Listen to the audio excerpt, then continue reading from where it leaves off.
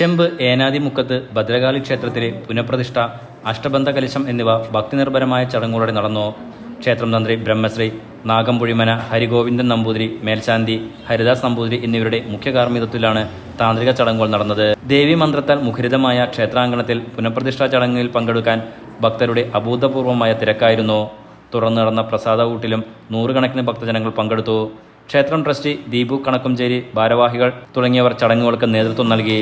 4 നൂറ്റാണ്ട് പഴക്കമുള്ള ക്ഷേത്രം പുനരുദ്ധാരണത്തിന് ശേഷം ആദ്യമായാണ് പുനഃപ്രതിഷ്ഠ നടത്തുന്നത്. 31-ന് ആരംഭിക്കുന്ന പൂയ മഹോത്സവം ഏപ്രിൽ 6-ന് സമാപിക്കും. 6-ന് ഉച്ചയ്ക്ക് മഹാപ്രസാദ ഊട്ട്, വൈകിട്ട് വിശേഷാൽ ദീപാരാധന, കുംഭക്കുടം, താലപ്പൊലി, ദേശതാലപ്പൊലി, രാത്രി 11-ന് ഭദ്രകാളിക്ക് വടക്കുംപുറത്ത് ഗുരുതി എന്നിവയുടെ ഉത്സവം സമാപിക്കും. വർഷത്തിൽ 9 ദിവസം മാത്രം നട തുറക്കുന്ന ക്ഷേത്രത്തിൽ മീനമാസത്തിലെ ഭരണിയിൽ തുടങ്ങി പൂയം മഹോത്സവമായി 7 ദിവസം കൊണ്ടാടുന്നു. ഭഗവതി ക്ഷേത്രത്തിൽ ഇന്ന് ഒരു നല്ല മുഹൂർത്തത്തിന് സാക്ഷിയായി ഞങ്ങളൊക്കെ നിൽക്കുകയാണ്.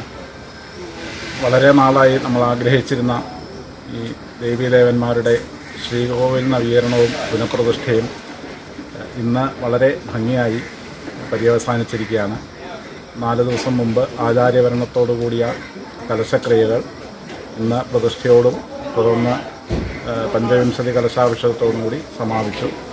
വളരെ വൃത്തിയോടും വളരെ ഭംഗിയോടും കൂടിയാണ് ഈ ക്ഷേത്രം പണിതത്. ഈ ഉടമസ്ഥന്മാരുടെയും നാട്ടുകാരുടെയൊക്കെ വളരെ സഹകരണത്തോടും ശില്പിമാരുടെയൊക്കെ വൈദഗ്ധ്യത്തിൻ്റെ മികവിലും ഈ ക്ഷേത്രം വളരെ ഭംഗിയാക്കി പണി തീർക്കാൻ സാധിച്ചു. അതൊക്കെ ഇവിടെ ഇരിക്കുന്ന ചൈതന്യങ്ങളുടെ അനുഗ്രഹം കൊണ്ടാണ്.